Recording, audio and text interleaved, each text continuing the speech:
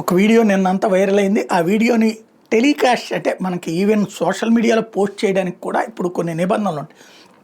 హింసని accept చేయట్లేదు, అవి remove చేసేస్తుంది ఆ సదర్ సంస్థ, యూట్యూబ్ కానీ ఫేస్బుక్లు కానీ. అందుకని నేను పోస్ట్ చేయలేదు.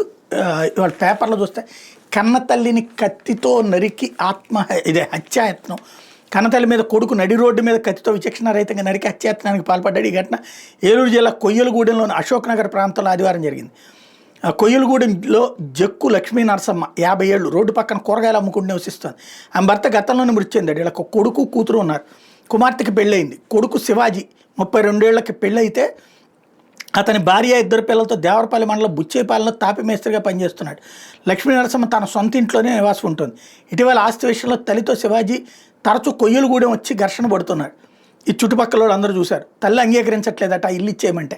గతంలో కూడా 2 సార్లు ఆమె మీద దాడికి ప్రయత్నించాడు. ఆదివారం వాళ్ళ ఇంటికి సమీపంలో తల్లిని కొడుకు అకస్మాత్తుగా కత్తితో విచక్షణారహితంగా దాడి చేసి హత్యాయత్నానికి పాల్పడ్డాడు. నడి రోడ్డుపైన ఈ ఘాతుకాన్ని కొడుగట్టి పరారయ్యాడు.